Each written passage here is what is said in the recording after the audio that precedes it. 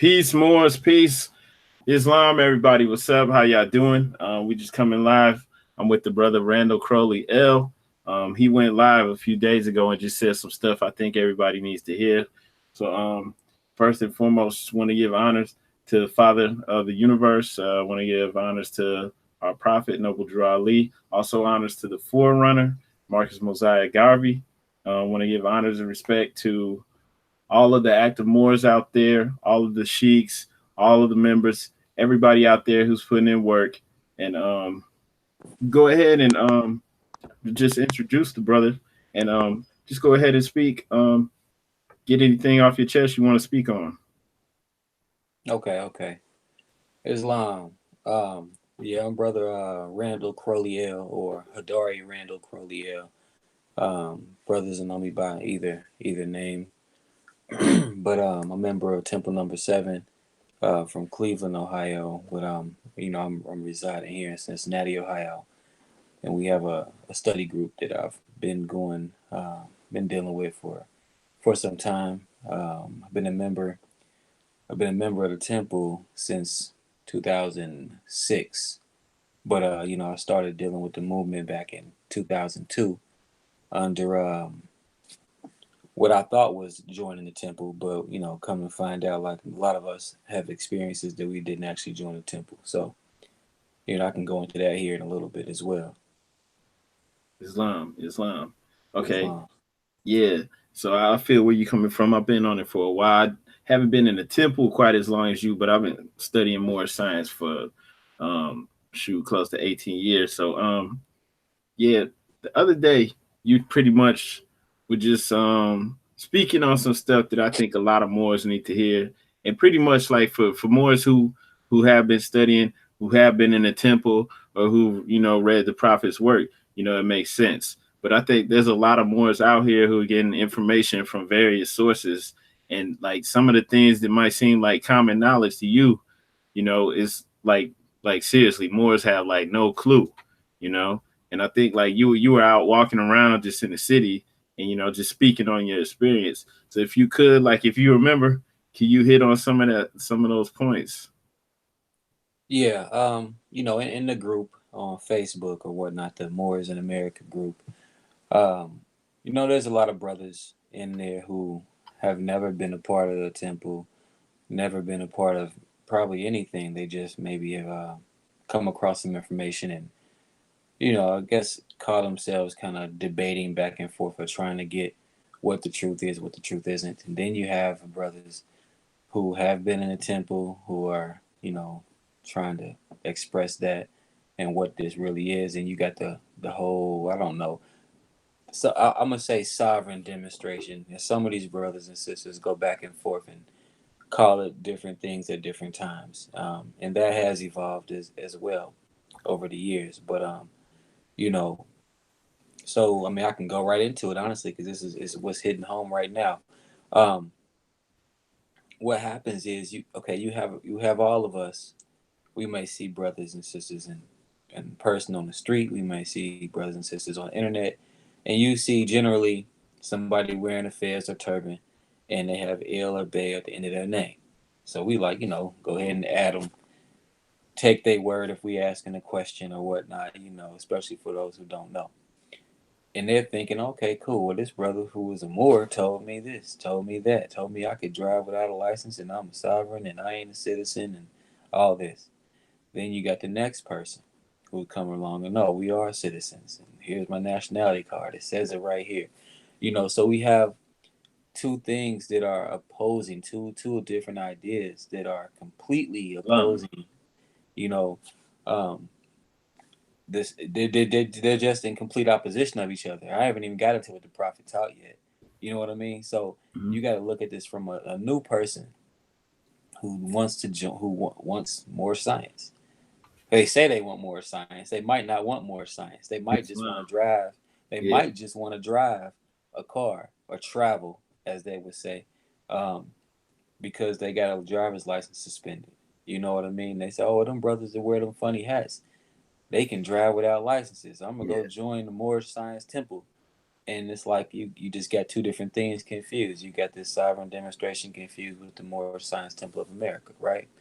So the thing is, I think there needs to be something that really shows the distinction. Um, One, I mean, me personally, I don't think that the brothers and sisters who are pushing that type of demonstration need to wear L and Bay. And I say that because wearing an L and Bay on your name in the fashion that we do was started with the Moorish Science Temple of America. I'm not saying that people didn't have an L at their name or a Bay on their name at all, because there are people in throughout history who have had those titles, who have had those suffixes. Excuse me, what we use as suffixes in their names. And they may not have been in a suffix though. They may have been in the middle of their name or something, right? Islam. But traditionally, in the fashion that we demonstrate that, that's what lets people know, hey, those are members of the Moorish Science Temple of America.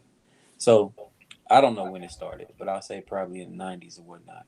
You have this sovereign demonstration that really took flight. And those brothers and sisters was wearing L and Bay, and they started adding Ali and Day and some other stuff. Some people have L and Bay. Some people, I seen a sister today that had Ali El Bay at the end of her name. Well, Yeah, I don't know. It is what it is. But another thing is, a lot of times those brothers and sisters associate Noble Drew Ali with what their plight is, and Noble Drew Ali didn't teach any of those things, and it doesn't have anything to do with what they demonstrate. And it says all members with us, all members must proclaim their nationality, right? Islam. Prophet put that in the literature. They put that in the divine constitution of bylaws. But we have people who are wearing the L and Bay who say they uphold the prophet. They got pictures of them on their pages. They might have a Moorish flag. They might have whatever, right? Hmm. They'll quote him. Sometimes they'll misquote him, but they'll give him accolades, right? But speak down on the temple, speak against the temple, speak about how much one should not join the temple, or how much they don't need to. Yeah. Then on the flip side, you got brothers like, for instance, here in Cincinnati, I was dealing with some Washitans, right?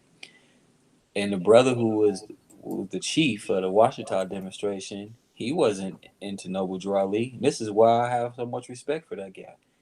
He was a Sunni Muslim. He was just simply for demonstrating nationality and says that we are Moors. He said he didn't care if people was Christians, if they was Jews, if they was Hebrew Israelites, members of the Moorish Science Temple of America, Rastas, whatever, Ifa. He didn't care. Yeah. He's like, I just want us to be able to come together and demonstrate nationality. We can do whatever we want to do. Okay, cool. I respect that. You know what I'm saying? And he's like, I'm not pushing Noble Drew Ali because I don't believe that Noble Drew Ali was a prophet.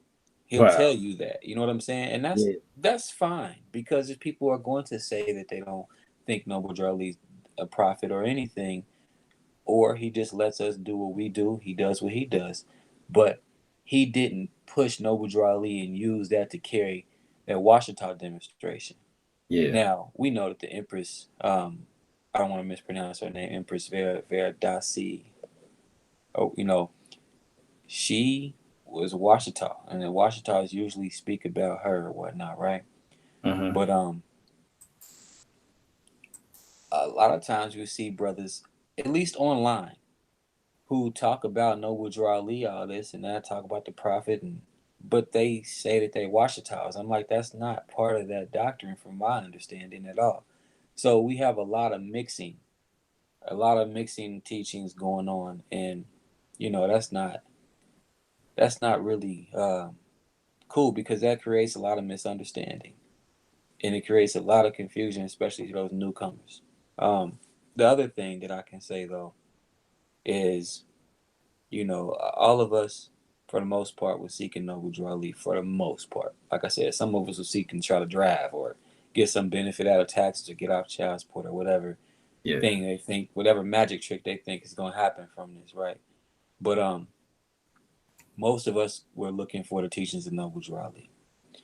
And unfortunately, sometimes we come across um, the wrong person. We come across somebody with their own personal agenda. Yeah. We come across people who not really a part of this organization. I've come across people who said there really was no more Moorish Science Temple of America in the fashion that it used to be. And now to this in this day and age, basically anybody can start a temple. I guess in that sense, I think what they're saying is that maybe anybody can somewhat religiously practice Islamism. You know, you can stand and say the prayer or whatnot and live according to the divine constitution and bylaws and say that the Holy Quran and Moorish Science Temple of America is your holy book. I guess if you want to call yourself a Muslim and say that's your religion, I mean, I guess you could do that. But part of this organization, this is a religious organization, and to be a member of this religious organization, there are laws. One, we got to pay dues. We got to show up to all our meetings and all that type of stuff, right? All of that is part of our religious doctrine because we're looking at religion in, let's say, more of a political way. You know what I'm saying? There's a whole package with this. It's not Mhm. separated, and I think a lot of people don't understand it. That's a portion of this too. Being a member of this, the full package is necessary to authentically demonstrate being a Moorish American. Um, but anyway, like I said, we come with sincere hearts. We come. This is where we want to join, right? And sometimes not even knowing all the politics. You once you get in for a few years, and then you start seeing all the politics on Facebook or on wherever, whatever social media you use, or maybe even in person, depending on what city you in. 'Cause some cities you don't have a lot of Moors, like Cincinnati, Ohio doesn't really have a lot of Moors. You don't really see too many people, you know, wearing fezzes or turbans or with ill or bay at the end of their name. It's just kind of not that common. But a city like maybe Chicago, maybe Philly, maybe New Yeah, York or Atlanta or something, you'll run into a lot of different people, and people will be like, it's almost like gang banging. It'd be like, who's your supreme grand sheik? Who your grand sheik? Who your chief? You know what I mean? yeah, Who your OG? It's like that type of thing. And a younger member or a person who's young in membership won't have any idea why that's a big deal. mhm, And at one point it was like that for me. After years going by, and I joined a temple, authentically joined a temple. I would be on Facebook and I would run into brothers who we used to be on these conference calls with back in the day, right? yeah, And I'd be like, "Oh, hey, I'm Adam." I'm gonna write him a message like, "Hey, yeah, now I'm with Temple Number Seven with, you know what I mean, and blah blah blah, and this and that." And next thing I know, I'm getting blocked. I'm like, why did he block me? I used to yeah, be cool with that guy. And I would ask my grand sheik or ask other Moors like, I don't know what's up with that dude. I don't know why he blocked me. I just wrote him thinking everything was cool. Like, hey, I ain't talked to you in years. yeah, And they'd be like, oh yeah, Mo, well him and the grand man got some beef. I'm like, oh, for real? Well, yeah, he left. And then he started his own thing. I'm like, oh, well, I didn't realize that, you know, or even if he did, I didn't really understand why that was such of the biggest deal because I really didn't care about all that at that time. You know what I mean? yeah, It was of no concern. And I'm like, huh. So we can fast forward a little bit. Like we were talking earlier today. You have some under Braswell Bay. You get brothers under Bailey Yield. You get brothers under Rosati Yield. Was a couple other brothers in Chicago got demonstrations, but all of these are through the lineage of um, Emilio, right? Now we know of politics coming from opposing. I'm gonna say opposing for lack of a better term for opposing demonstrations, right? For we wow, know about the politics and the things that are said behind the scenes. So I don't want to get into that because I don't want to start an uproar or anything. Um, we know how that gets, but yeah, I can say this, like you, we from different grand bodies, but through the same lineage, right? Now, I don't know you from anything. I don't have any beef with you, and I've only seen righteous things come from you online, right? Now, let's say if the leadership in both of our organizations or both of our sects or whatever Hmm. branches or whatnot. There was some politics that happened before you and I met each other a long time ago, right? But now we are part of organizations or part of groups that at a certain point could be perceived as having beef with each other, or we just don't rock with them, or we're not part of the same organization, period. This is a whole different thing. Ours is authentic, theirs ain't, whatever, right? And I'm not saying one is or isn't at this moment because I don't want to get into that either. Yeah. But because depending whose perspective you're looking at and from what each party knows, we're gonna look at the other as authentic and the other one as non-authentic, as not being authentic or whatever. But I'm gonna say this: with it being that we are seeking the teachings of Noble Drew Ali and seeking the Moorish Science Temple of America sincerely with genuine heart, I feel like we the same. You know what I'm saying? We just both got the demonstration from different people or from different portions. You know what I'm saying? So, it's like how can I fault a brother who joined that demonstration, even if his sheik or if whoever is bogus? He don't know that. You know what I'm saying? And if that brother really knew that that was true, if it is true, I don't think that he would really go along with that person. Then Yeah. also, what we have to do realize is that sometimes in these certain organizations, you might have leadership that you don't like. That don't mean that they're not authentic. That don't Hmm. mean that they're not in the proper place. That just means that you don't like them. You have a personal problem with that person, and it's personal. Or you might have a certain code of ethics or morals that you um, live by that's not in accordance with what that person's actions may have been. Or this person may have been a liar and they lied on some paperwork or lied on something, and you might be like, well, hey, I know that that person lied. So I don't want to go with that. But if you don't know these things, you know, Hmm. how are you at fault? And I think that, if there's a will or a way or somehow that the entire, let's say this entire lineage with through Emilio could reconcile that, right? Then maybe there could potentially be the ability to reconcile that with the Moorish Science Temple, with the ink, or then with the reincarnated, because that same type of thing was happening back in those days. So it's like we're we have unfortunately repeated certain things, and I'm not saying the same actions were repeated, but a separation. There continues to be more separation, and you have brothers and sisters who maybe used to be a member, and they just said to hell with the movement. I'm gonna do Yeah. this sovereign thing. So now I'm an independent more. I'm a renegade or whatever they want to call themselves. And then they got even got sovereign groups.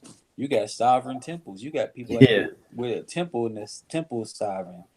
And it's like, how you a sovereign temple saying y'all not citizens, but you pass out nationality cards that say you are citizens, and then they make excuses for what the USA means. There's a lot of confusing stuff going Yeah. on. But that's mainly what I think about that all the time when I see Moors. You know what I mean? If I see Moors like Islam, you know what I'm saying? And that's it. I mean, Islamo. You know what I mean? But I don't think that. I think there's some people who maybe they don't feel that way. I don't know if it's just straight beef, if it's like we about to go at them or what. But you know, I know back in the day, and a lot of people don't. Maybe they don't know the history. Maybe they don't never read it. Maybe they never had a talking to. But when the prophet changed forms and they separated, when you had to see Kirkman Bey had the movement going, and then you had Emilio kept going on with what he was told by the prophet, and then later on you had John Gibbons Hill had his thing going on. It was brothers getting shot at, getting shot, getting killed. All for this movement, and it's kind of sad. You know what I mean?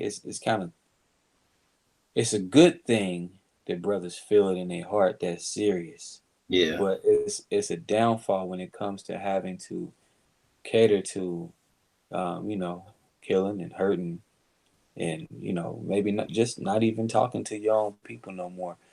And I think if we can somehow collectively come together and look at all of that, all of the past grand sheiks, all of the past supreme grand sheiks, if you will, as our history, because that is still part of our history.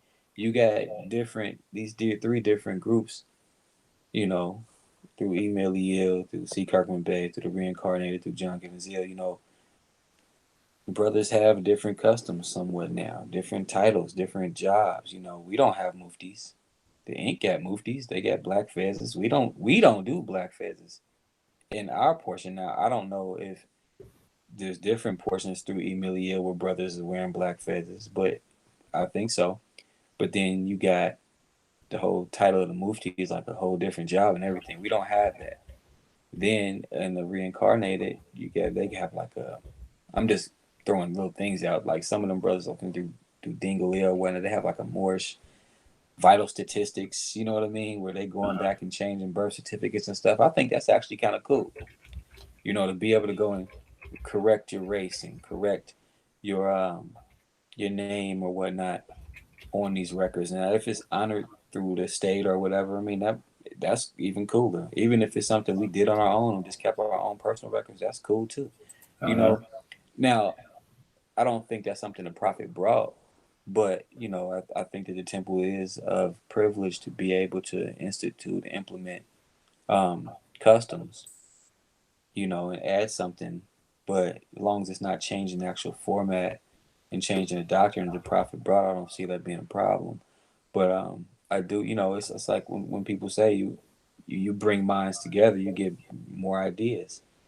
And sometimes that can be dangerous, but I think that we're intelligent enough to be able to know what's going to be good for us, what's not. You know, um, the other thing that I've been talking about lately with brothers, mainly brothers, some sisters too, but it talks about being part and partial of this said government, Yeah. right? And then you got some brothers who and sisters who talk about, I'm not a citizen, I don't pay no taxes, and I'm not part of none of this government and all that. Okay, and the prophet talked about keeping the European here long enough to teach us to learn how to run a government. But if we supposed to be running the government, we part of this said government here. We part and partial of this said government. I mean, this has to be the United States government is the government that has to be talking about. And we are in a position now in society where we can take advantage of being a part of government. We can be councilmen, we can be lawyers, we can be judges, police officers, or whatnot. Anybody who has um, a great impact on society, on how we live day to day, and how we walk through life, we can take part in that. You know, so a great move would be, let's say, like the so-called white supremacists have done. We've seen online and seen links where it talks about the FBI says that all these so-called white supremacist groups have infiltrated law enforcement, infiltrated the legal system or whatever. Yeah. Now we don't have to even infiltrate it, but we can still take advantage of joining in massive numbers like they have, Mm-hmm. and we don't have to be crooked like they are. We can do right and do just things, you know, with the same amount of effort. It may be Wow. less effort, if we took advantage of doing that or teaching that, talking to our people more about that and getting a proper actually properly demonstrating, you know being part and partial, you know what I'm saying, Yeah. versus just knowing what it means. Knowing what it means and getting an understanding of it is one thing, but actually taking advantage of doing it. And our people inside and outside of the temple collectively don't do this. We'll have a ton of Asiatics running for office or whatnot, but you know, we all got to get behind an individual who's doing that. And then eventually have members who are taking advantage of running for these offices or Yeah. getting these certain jobs. Like, say we got I don't know how many Moors are in Ohio. Say it's 3,000 Moors in Ohio. Mm-hmm. Say if I don't know 1,000 of these Moors go and join law enforcement statewide, right? And we do that every time they hire, every time the police department is hiring. We are taking these jobs. We are once going for these jobs. We can eventually change how the police department affects our people because we will be the ones there. You Yeah, know, we sometimes know that we might be approached by a European officer. He doesn't understand the voice inflections we have. He doesn't, he might look at us as a threat when he sees us. yeah, We don't always, we usually don't, but some of us do. But, you know, we don't typically feel that way when we come across our people. yeah, You know what I'm saying? So yeah. I there's a understand. better, Yeah, yeah, it's a better relationship with law enforcement then. You know, I'm not saying that you won't have to arrest your brothers and sisters because you probably have to arrest somebody. But if you have us running it and it's our neighborhood, that means that we might have a few of our people who are doing damage to our own things. And, you know, justice always takes its course. yeah, That's all I have to say about that. You know, I don't ever look forward to somebody being in jail. You know, we've all thought about things if all of us haven't done certain things, you know what I mean? yeah. So we don't want to necessarily be hypocrites out here. But we have to understand that we have to refine our neighborhoods and refine the way that we live out here. And, you know, if we providing jobs and taking advantage of jobs and doing right amongst our people, we won't have that type of crime. Crime comes from being broke and comes from being poor. You know what I Exactly. mean? So I think that the prophet set up a whole blueprint for us to be able to run with, and we really just have to run with it. All right. Hey, okay. Somebody said something in the chat, right? Hmm. It's something you hear all the time. They basically just said that the temples have been infiltrated. You know, like what would you say to that? I would first off, when they say the temples have been infiltrated, first off, I'm gonna ask which temple or which temples, because like we just said, we got three major portions, right? Yeah, Then with each portion, you have a group of temples that is separated as well. Then you get offshoots from each portion of people who done their thing, and they call them temples also. So yeah, that doesn't even make sense. That's just like saying, um, I don't know. It's like some Europeans and all black men are all bad. Which one? Who are you talking about? You know what I'm saying?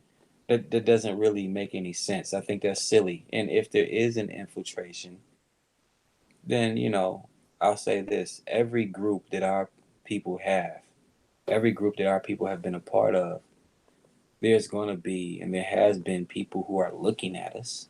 There's probably been people who have joined certain groups, but we're not living in the days of um, civil rights anymore, where that was probably really going on. I would think right now that there would be more so of people monitoring stuff, like looking at your phone calls or something, or you know, stuff like that. But I don't even think that's because honestly, I haven't even witnessed anything that really would be a threat to anybody, honestly, at any temple meeting at all. It's yeah, always been righteous, it's always been uplifting. And that's honestly really it. I've never heard any more in any temple talking about killing anybody, talking about overpowering anything and taking over anything. And the reason being is that the prophet didn't teach that. Our laws don't teach anything like that. We're not here to overthrow the government. We're not here to give any radical speech, you know, either. So there's nothing that's said in temples or amongst Moors that I've witnessed that would even be an issue of anybody who, if they did want to infiltrate something, what are you going to infiltrate? There ain't nothing been going on. That's like you sitting out here, I don't know, just being a security guard to a yard of grass or something. yeah, What's the grass gonna do? Grass ain't doing nothing. It's growing. That's really it. You know what I'm saying? It's kind of irrelevant. yeah. Because there's still a lot of work to be done within the temples. I see what you're saying with that. And the brother Terrence, shout out to him. He said, temple infiltration is propaganda to divert membership. You know. Maybe the people who are saying that the temples are infiltrated and telling us not to be members of the temple are the ones who are the infiltrators. Those Hmm. are the same people who are wearing L's and bays. Those are also people wearing fezzes. They look like us. They wear their names like us. Maybe they're the infiltrators. Yeah, and then it could be unconsciously, Right. because who's in control of all this information is getting put out, Right. right? Exactly. And Yep. And then they also say your own brother could be the one who leads you back into slavery or whatnot. The only people who I see go to jail all the time, and because jail is legal slavery right now. You can read that. The only people that I see leading people back to jail is that people who are in that so-called sovereign demonstration telling you to go out here in the streets and do these things. yeah, Those are the people who end up in jail. I don't see members of the Moorish Science Temple of America going to jail. I exactly. just don't. I'm not saying it doesn't happen, but I'm sure there's a member who's done something he wasn't supposed to, got arrested. Okay, cool. Or a member who was part of an issue that took place and got arrested. Yeah, okay, cool. But as far as a member of the temple telling me to do something that's going to put me in jail, I've never experienced that and never witnessed that.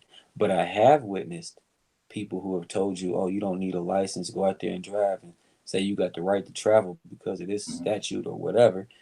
And then they end up getting in a fight with a cop and they end up getting arrested and getting thrown in jail. And who Yeah, told them to do that was somebody who had an L or Bay or Ali El Bay or Day Ali or whatever at the end of their name, who was wearing a fez or yeah, wearing a turban, who look like us, but who is not us. So to me, that's who the infiltrators are. exactly. And you kind of touched on this earlier when you were speaking on what the prophet said, but somebody else had said that you're more by birthright. You don't need to join the temple. I mean, you don't need to join the temple to be what you are born. Of course, that's common sense. However, we are all born here in America, right? In a state of not being, not of non of disunity, right? That's the social norm of our people of Asiatics is to not be organized, to not be together. Exactly. So we have to understand that the Moorish Science Temple of America was put here to uplift fallen humanity. We were and are in a state of fallen humanity. So in order to organize, to come together, you have to think and strategize politically. You got to come together as a body. For instance, right now, you can write more Asiatic, Moorish American, L Bay on everything you want to. Hmm. This is my birthright, blah, blah, blah, as they say. Okay. As soon as you leave out of there, I don't know, let me erase this. Negro, black, color, African American, we're Exactly. going to put this. They going to do that, not us, right? And it's because they look at it like it's make believe, like it's a fallacy or whatever, or oh, this black guy thinks he's people who are in Spain. They see stupid stuff like that. Yeah. But and we're not taken seriously. So if you're one individual person who's coming out here trying to do something, you're not taken as serious as a whole nation of people who come, as a whole demonstration of people. For instance, you as one so-called in this day black man or Negro, whatever they would have called you, you was trying to vote back before so-called black people had the right to vote, and you talking about you a Moor. Nigga, get out of here. You feel Yeah. me? The Prophet had a whole bunch of people organized together who came demonstrating nationality and no, I'm not Negro, black, or colored. I'm a Moorish American. I'm going to vote. We're going to get behind this candidate, blah, blah. And that's what they did. They took advantage of that and did that. You know what I mean? But that's a group of people. Had it been one person trying to do that, that wouldn't have took place like that. We got to understand that sometimes there is power in numbers. And organizing responsibly is where our power is at. We live in a system where it takes organization, it takes politics. We don't live in a system or a society where it's just, you know, cowboys and Indians, where it's just wild, where it's just, oh, we got dominion over the land. We can roam where we want to and do what we want to do because this is the planet Earth. That sounds good. That sounds fabulous. But that's not how things are. Yeah. So if you want things to be that way and that's what the goal is for our people, then we still have to take part in what's going on right now in order for us to get to that spot. So Islam. whatever we want the outcome to be, we have to participate. We have to participate logically and responsibly, not be suckers and be sellouts. No, like I said, we join these things and we take over. We become judges. We become councilmen. We become lawmakers and police officers and whoever else has an impact on our life day to day. Once we take over those positions, we can choose collectively, if it's that many of us, to do what we want to do with it. But until we get to that spot, we'll be out here, fighting it. We'll be out here living in accordance to it. Mm-hmm. We'll be out here trying to just, hide, you know, and that can, I don't know where that's going to get us. Hiding is not going to get us anywhere. We're gonna have to, the quickest way is a straight path, Yeah. right? So we have to go through this. We have to go through this system in order to change it. Yeah, a lot of people don't want to go through it, and it's kind of like escapism, or Mm-hmm. just that they're so people are so used to being unofficial, you know, Right. not really going through it, and so they not even interested in going through the logical process to get to that point, that wherever it is that you want to be at, you know. And so I just wanted to say something too because of some of the comments in here. It's wild that people can't make that logical connection, that there's work to be done, that you can't just be running out here rampant, and that's not going to get you the desired results. Just having people here and there, individuals proclaiming their nationality or whatever you want to call it, and just it's not organized. It's just every man for himself. Everybody's doing their own thing. It's crazy that people don't get that, but I guess that's part of the distraction to kind of slow down the momentum. I think that some of us don't understand how we could do this in our favor. So I'll give an example. Say we have I don't know, a big tax thing coming up for election day, right? Where this money is either going to be allocated towards our public schools where our children go to, or it's going to go to a stadium, right? So what if we got a bunch of people who have their children in private school? They're not gonna really care about the public school thing. They're gonna care about the entertainment portion of it. So they're gonna go for the stadium. Some Yeah. of them. And then you got the people who are gonna be like, oh, we need to vote for this school stuff because my kids don't have this at school. Blah blah blah. Right. Then you got the big portion who just don't vote. Right. Mm-hmm. Now, so, let's give Cincinnati for example. Cincinnati, Ohio has on the census or whatever on the census records, it's about 46% Asiatic. That's damn near 50%. That's a good. That's great. That's a big number, right? A lot of cities don't have that.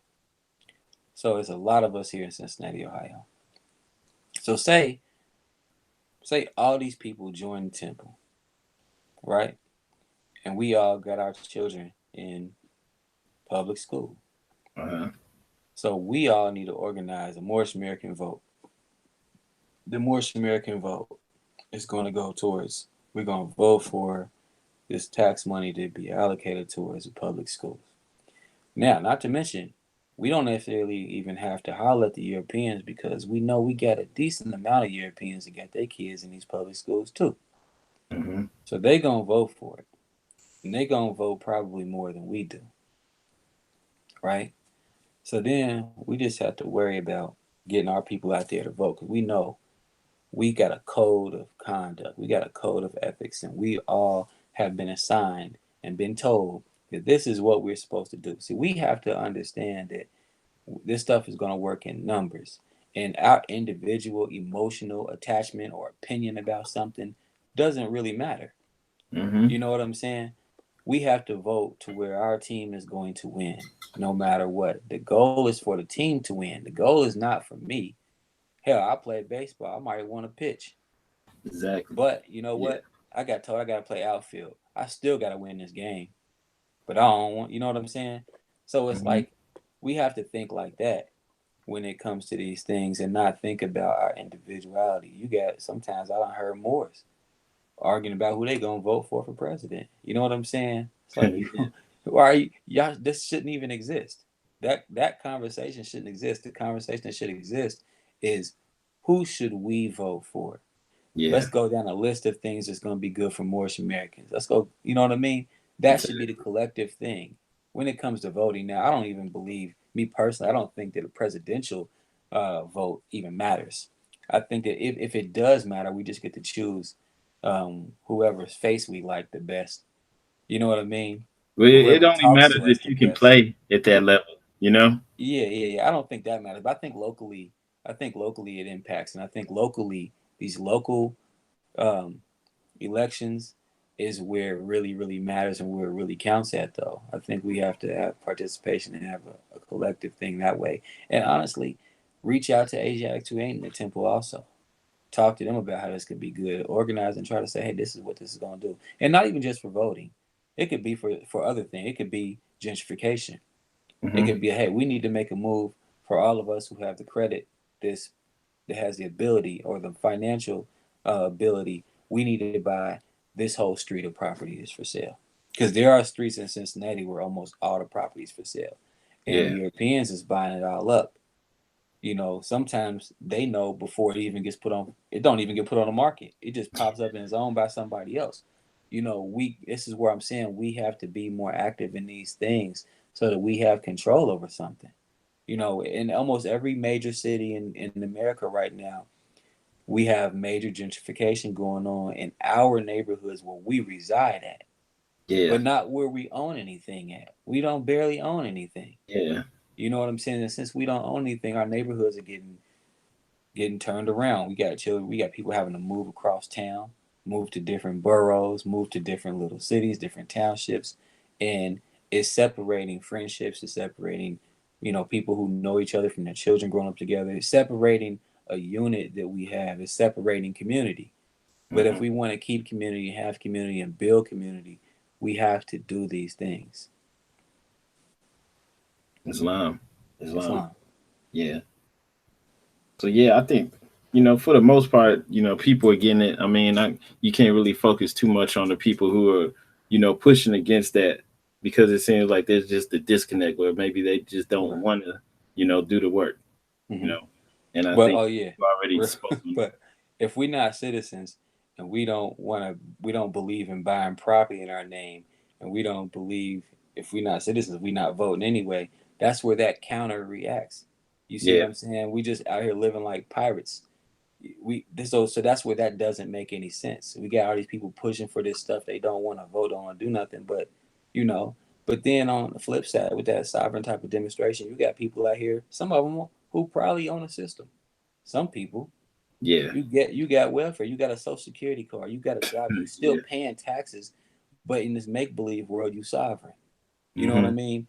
That doesn't make any sense because you're still tied to that system. To truly demonstrate that, if you want to call it sovereign or whatever you want to refer to it as, you just got to kind of back off of using anything that's tied to that system. And if you got a record, a criminal record, if they got tattoos that ID you, if they got a fingerprint on file, they're going to bring you back to John Smith.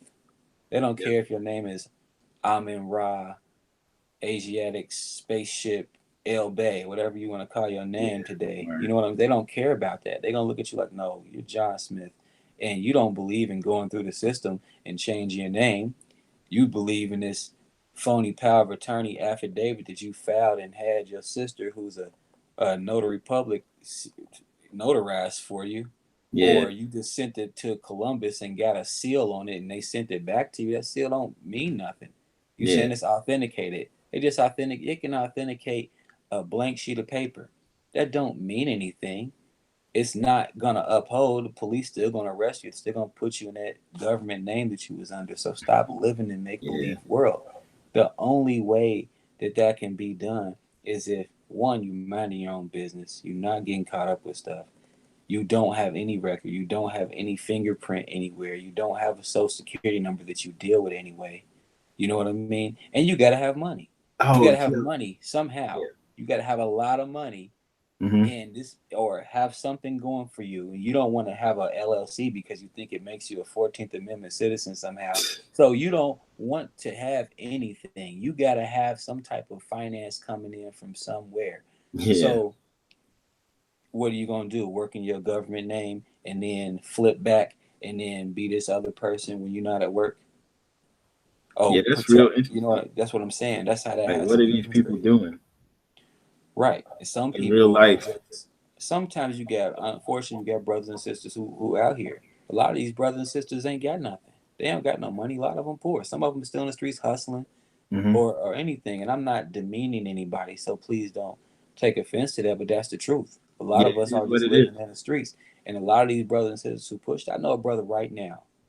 Matter of fact, he got a YouTube page. He has probably almost 100,000 YouTube followers. And I don't want to put him out there because he's in a bad place right now.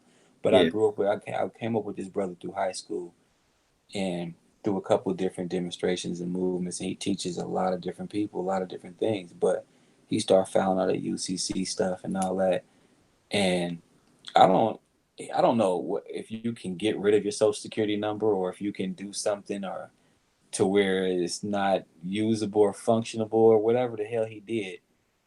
He can't work no more. So he's messed up. He was trying to do the bootleg CD, DVD thing, but I think the whole computer world has messed that up because you can stream everything. Yeah. So he's Yeah. not making no money off of that anymore. And he's homeless. He's literally homeless. I drive past him almost every day. And I see him, I say, "What's up?" We talk, you know what I mean? But he will not hesitate to ask me for some money in a minute, Yeah. and he's smelling like olive outside and really messed up, and it's a Oh, bad thing. But he tried to do that, and he'd be on his face on his YouTube page, hyping stuff up and lying about little aspects of his life. But I know the reality of it. You know what I mean? This brother has tons of followers, like you wouldn't believe it. I'm gonna show you who he is privately. I don't want to put him out there, but yeah. um, it's pretty crazy, man. The people who I've seen demonstrate that type of stuff have I've never seen anything good come from it. I know one brother who knows how to do some stuff, and everybody else messed up. Yeah. Yeah. I could attest to that too. Like, not personally, but just, I haven't seen it work for anybody either, man. And I've seen people put themselves in a position where they can't even travel.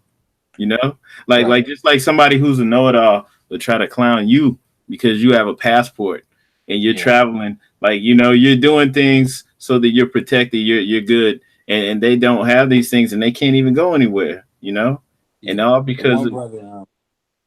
Go ahead. No, I was just finishing Oh, up, just following this type of advice. You know. yeah. I was saying that the one brother that I do know who lives that type of lifestyle. Um, I don't think he has a government ID. The one thing he is sharp on, he's sharp on the laws of traveling, at least in the state of Ohio. So he knows how to demonstrate the right to travel thing. And that is a real thing. It does exist. Hmm. Like I said, it's Europeans that do that stuff and everybody else who does it every day. But he does know that thoroughly. You have to know these laws inside out to be able to do that. Otherwise, he doesn't work. And he doesn't work. What he does, though, he uses his government name but he sues corporations. So if he kind of has his eye out for things that he can sue people for. So if he knows he can sue this corporation because of, I don't know, something stupid, whether it's a little loophole or something stupid they put in the contract that they didn't follow through with, he'll go ahead and sue and get that 50,000. He'll sue and get that whatever thousands, right?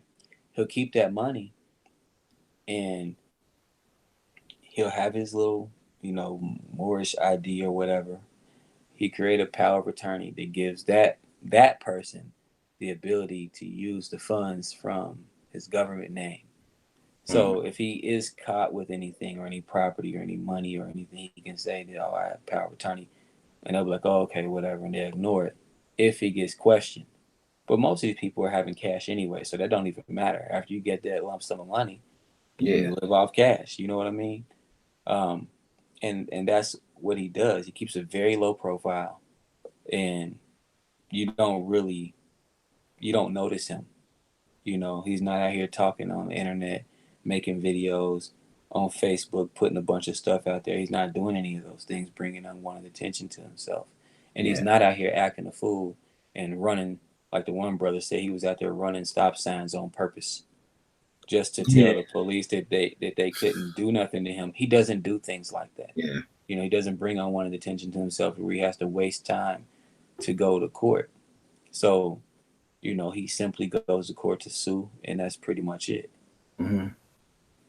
But I guess he found his lane. I mean, like Yeah, that, even in that, like, I mean, that might sound, unappealing to a lot of people because it's like, right. who really wants to go through all of that extra stuff so that you can, pretty much follow, behind the information that people that didn't even have our interests at heart brought forth.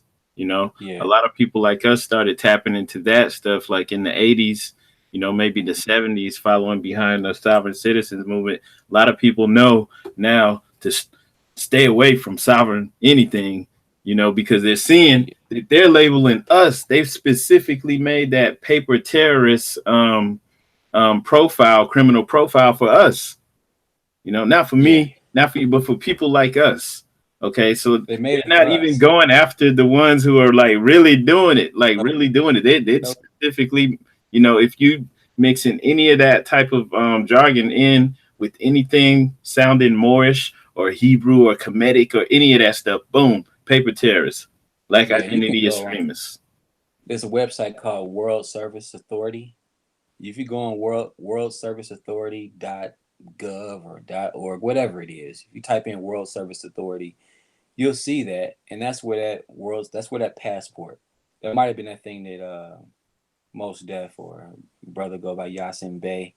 I think that's where he got his passport from, where he kind of got stuck over there in Africa because that thing's not honored everywhere. It's surprised that it's honored anywhere, but you know, is people getting stuck in certain places, and even the way that they do that, that's a European demonstration that was Exactly.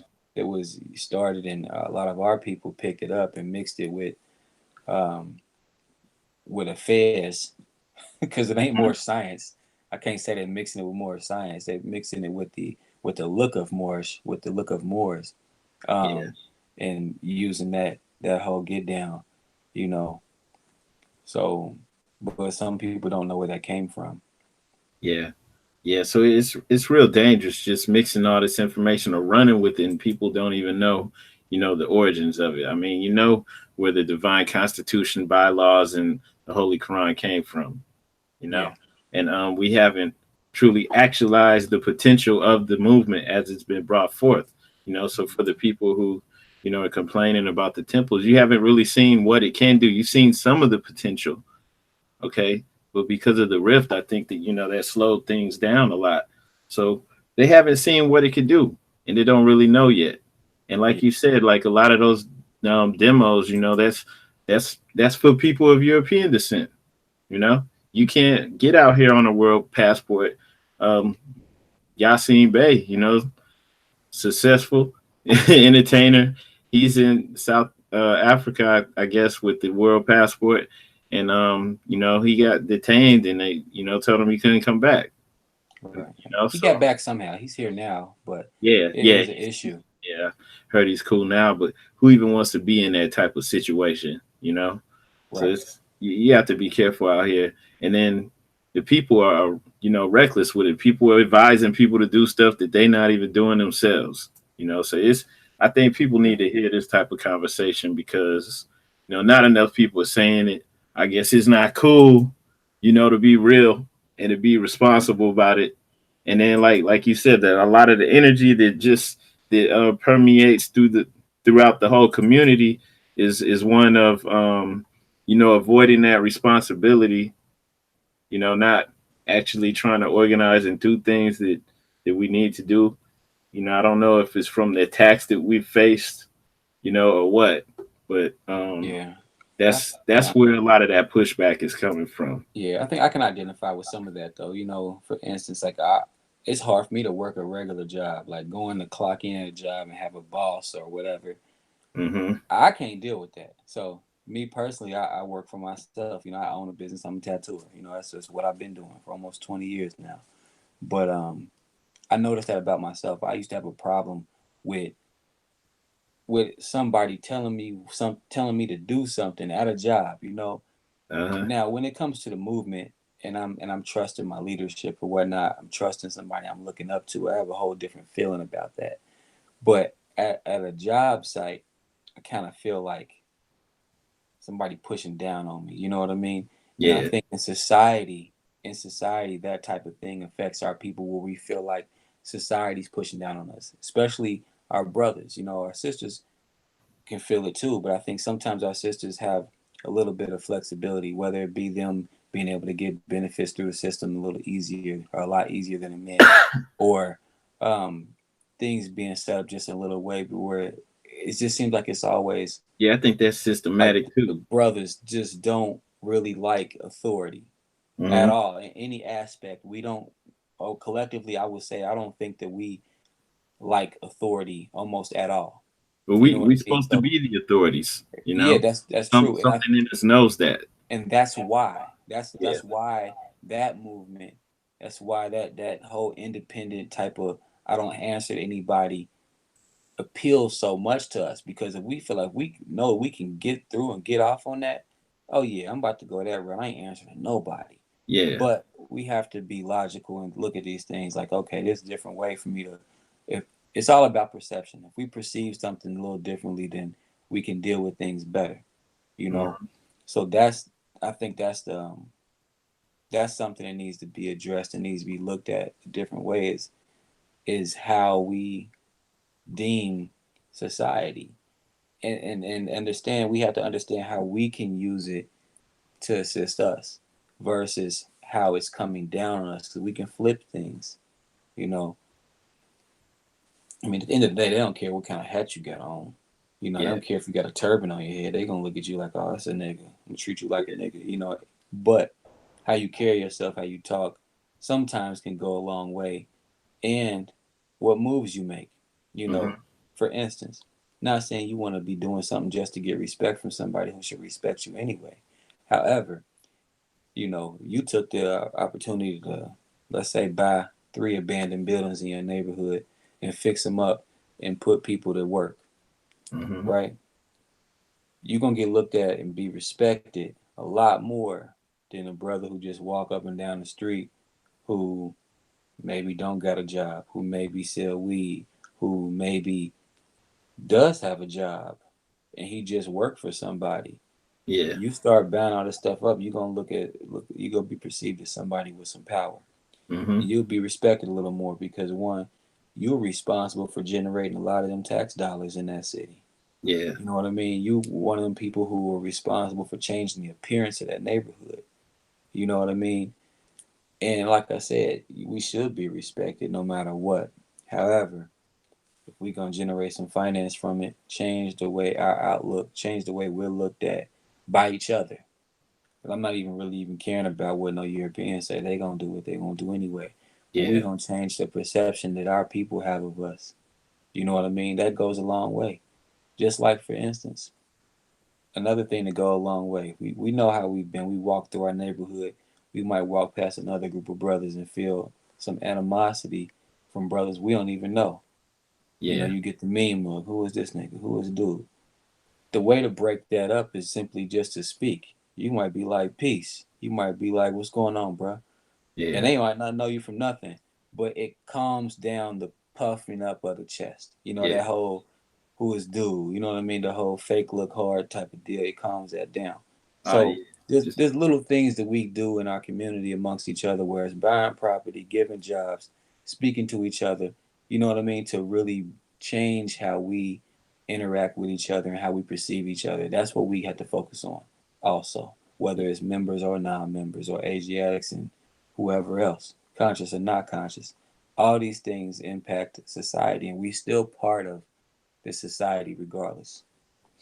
Yeah, it's another thing you had said on Facebook Live. I just remembered where you was talking about. I get it was a brother from like Sudan or something like that, from Africa. Yeah, yeah, You know, yeah. for like the people with that demo. Can This you is hit on yeah. that? Okay, so this is I had asked a question. I said, is this sovereignty? And I gave the example. This brother, this is a few years ago.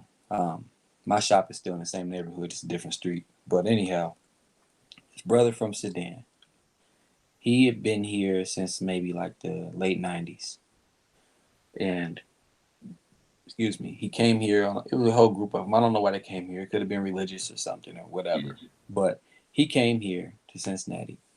Somehow he got left. He got stuck. He didn't get on a plane to go back. Didn't meet up or whatever. So he got stuck here. And I don't know how he got here. I don't know if they had certain kind of IDs, certain paperwork. They came here with a fleet of people or what. So, or if he lost it. I don't know what. Maybe he lost his ID. yeah, Anyhow, in his country at that time, there wasn't like I guess there isn't or wasn't an ability to really track everybody. Like we have socials, we got name, we can type everything in. Oh, there go, dude. There's information. yeah, There's his records. They didn't have that type of technology when he came here. So, at least by his words, or maybe he didn't know what to tell him. English would obviously be a second or third language to him. yeah, Anyhow, you know, he resorted to like little hood stuff, petty theft, like stealing stuff to eat. You know what I mean? Stealing clothes or something here and there. Maybe working in another continental African brother's store. Helping clean up the yeah, store, stock the shelves, stuff like that to get money. But he would steal stuff. That's how he got back. So he'd get arrested for stealing things from time to time. They arrest him. You tell him his name. Of course, there's no record of him.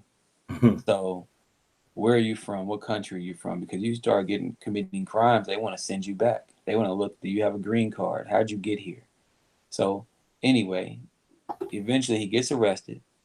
Then they can't do anything in the justice center or in the county. Then they send him to immigration. Immigration is looking at what country to send this man back to. They couldn't send him anywhere. He told them where he was from, but there's no record of him. You yeah, know what I mean? There's no record on file anywhere. So they eventually just put him back in the street. Okay, well, you homeless, whatever, you out here. And that was his cycle. Get arrested, go to justice center, get sent to immigration, back on the street. yeah, Over and over again. I haven't seen him in, about maybe now probably like 3 or 4 years now. But used to see him all the time. Now I don't know. Maybe they caught up with something. Maybe he's back over there now. But for those few years, it was like it didn't work for him. It. yeah, I was thinking like that could be ideal. Thinking like I wouldn't have any ties to the system. We have to pay no taxes. He could do what he want to do out here, and there really wasn't a penalty other than being held up for a few days and getting back out. You yeah, know, it's like nothing would stop him from getting a job, but then again, he couldn't get a job. You know yeah, what I mean? It's like rock in a hard place, or you could be like freedom.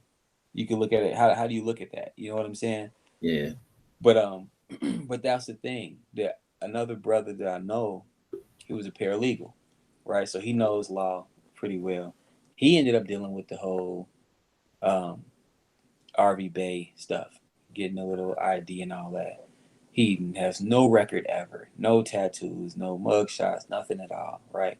yeah, He had even his business. He didn't even pay himself from his business. Everything that he had went to his business. He had some type of S corp or something.